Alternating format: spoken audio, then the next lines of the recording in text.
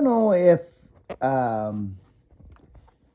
anybody here incorporates the logger's knot into their life, but if you do, and your laces are too long or whatever, for what reason, I don't know. But if you are a person who incorporates the logger's knot into your world, okay, this is a set of Vibergs that I actually found at the swap meet. I couldn't believe it. Okay, so I do the logger's knot. I'm a logger's knot dude. Now, once you get to this stage where you're at the top, okay, and you got all this, now if your eye isn't big enough, I've seen people run into that problem where this eye is too small. Well, go to your cobbler and get it fixed, or do it yourself. Make a bigger eye, or get a skinnier lace, okay? So I got all this lace, so what I would do is go around, or whatever, right? And I still do depending on what I'm doing, if it's a quick one, but logger's knot, okay? Once you're at the top of the speed lacing, right? Once you're there, just make a bow, go through, boom. This is old school Viberg. Some of these eyes are ripped right off and broken, but I'm still rocking them. I got to get these resold and worked on because they're way worth it, way worth it. Other side, we do another eye through the logger's knot. These are good eyes. Now, you've got a couple options, but this is what I suggest to you. Once you're at this stage, put another eye through like this, okay? And then another eye. So now you got two eyes, but now grab those two eyes and pull them, right? And tighten up your logger's knot.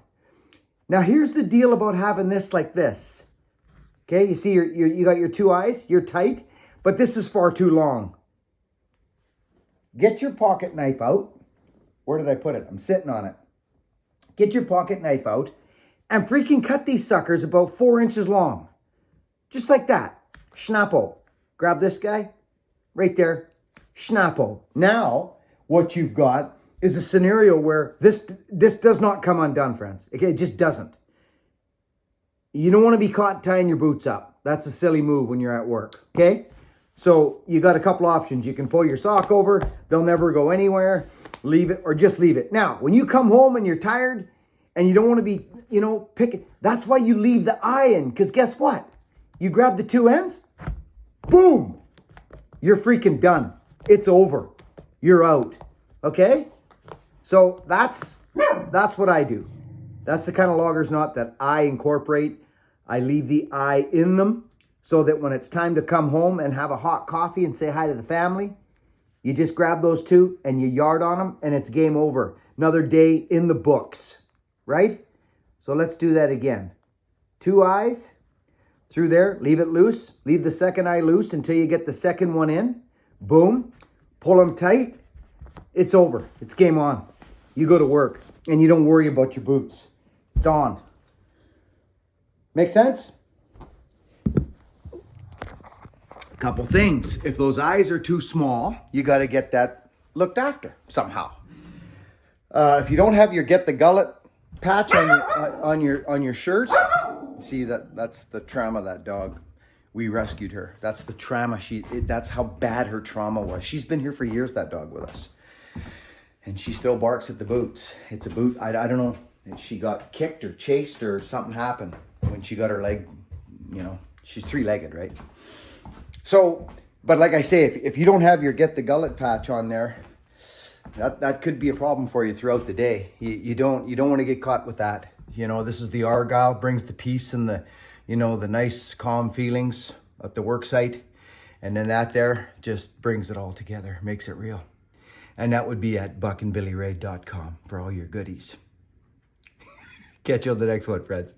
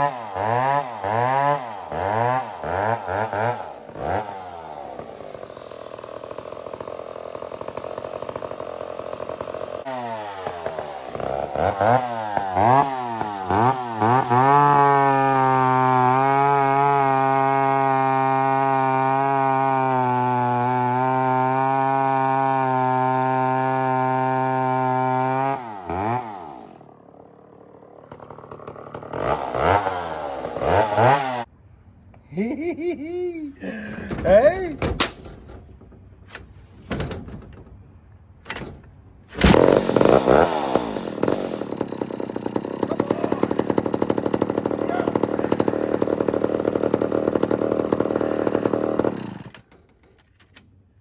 What an amazing power saw. What an amazing power saw.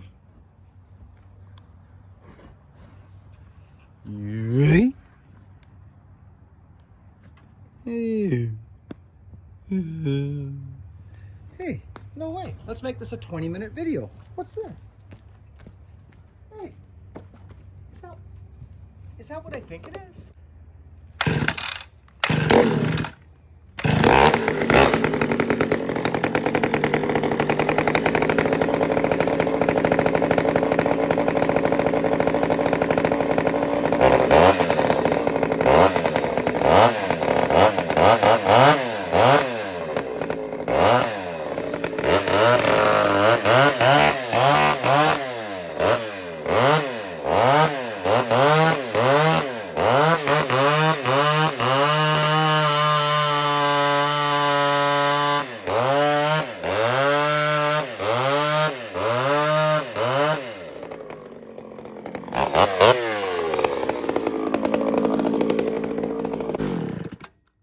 That is a glorious saw. I like power saws. Catch you on the next video. You know, friends, when you're drifting, it's been a while since I seen yous all. You know, it's funny because, friends, I tend to have this natural squint. People ask me where I got it. Well, before I got on my bike and started running the highways and the driveways and the roadways of the countryside, I was a faller out in the bush. And we didn't have a screen, so I developed a safety squint, as some folks like to call it. Over and out.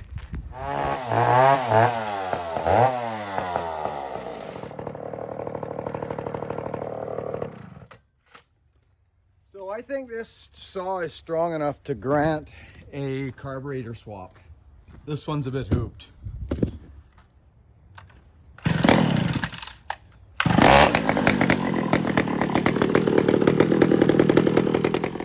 Good morning, friends. I want to talk real briefly. It's not a huge long interjection, but I'm getting to learn this saw. When you have a muffler on a saw like that, it's hard to tune because it changes everything. You've really got to listen. And with a ported saw, the turns on a jet, like the high jet, this saw has got more room in it. And I'm learning it, but it's scary, if that makes sense. So you'll notice when I pour on the coals, I don't just stay on it. I will lean on the saw for a bit. I'll just watch what I do here. This is how I'm learning this saw. Then I'll tweak it a bit, but I don't do a bunch of tuning here. This is more about the cutting. This saw has a fresh grind. I'm going to show you the chain. It's hungry. It's a full house, 32-inch. Okay. But I'm learning the saw now. I have a feeling there's something scary inside this power saw. I do. I'm not just trying to be a weirdo. It feels like it can rev like crazy, which we haven't got near yet. Seriously, we haven't.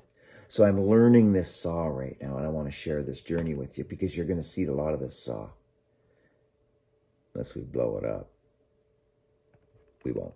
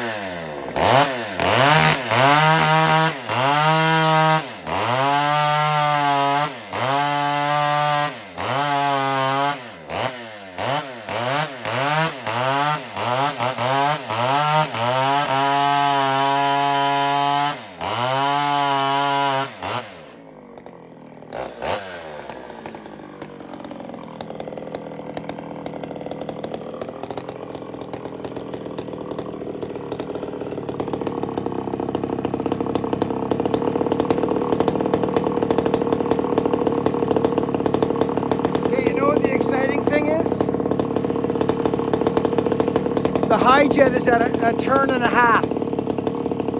It's at a turn and a half.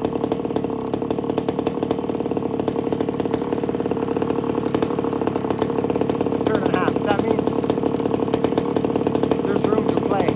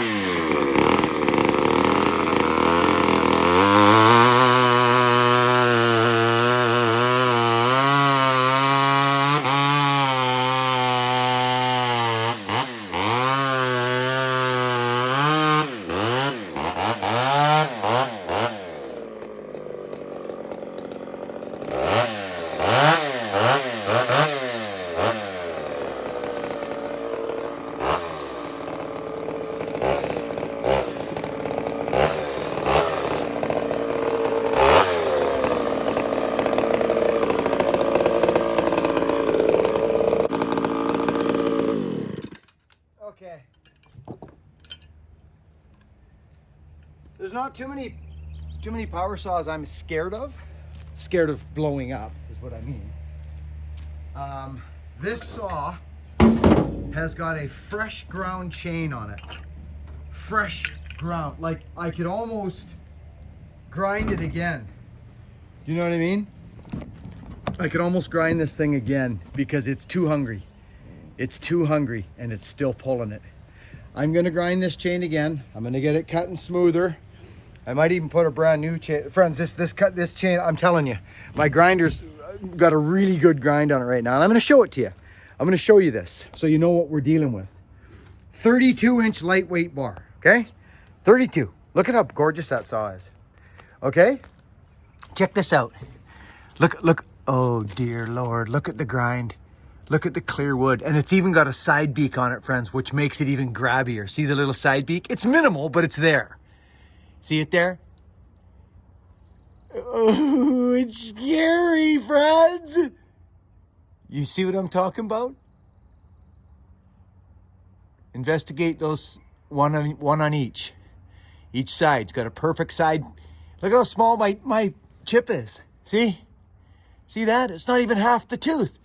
Now check it out. Look at here. Look at these chips. I mean, it's ripping. Look at this material, friends. Look at it. This is nice material. Look at it. Very nice chip. Glorious, actually. Good sound wood. This thing's a bit scary. Oh, Tin Man. It's at I think it's, let's see. Let's look at it. And this doesn't mean much, but let's just look at it. This is a 77cc saw. It'll kill that Homelite. It'll kill, or that Mac. Kill it. Seriously, friends, with a 32 full, it'll kill it. Now, let's look at the, let's look at something here. Okay. What's going on? Oh, I got the wrong thingamabobber. Hang on, friends. Just bear with me. Okay. This is gorgeous saw, by the way. Okay. 1/2, 1 1/4. 1 1/4, because I squeaked it a quarter turn. Because it was at 1 1/2, and I wanted to squeak it. Oh, and I did. And it screamed. Okay? So this is how I work into these saws. It never showed me one sign of being lean, friends. Not one. Didn't calf in the wood, didn't do nothing. And I only lay on it for a second. You notice when I hit it, I don't hold the throttle on that long. Just whoop, whoop, whoop, whoop, right? Because I'm learning the saw. I'm learning where I can go with this. Who knows what he did to it? So let's go back. There's 1/2, 1 1/4 and a bit. Let's just right about there. Right there is good enough. So we're about a quarter. No, a turn. We're about a turn. And sorry, friends, a turn and in between 1/4 and 1/2. And it's cutting like that. Talk to me about that. It'll murder this saw, this 850. It'll murder it. I can feel it. Tin Man, you built something scary here. Friends, hey, thanks for watching. We have snot again for weather.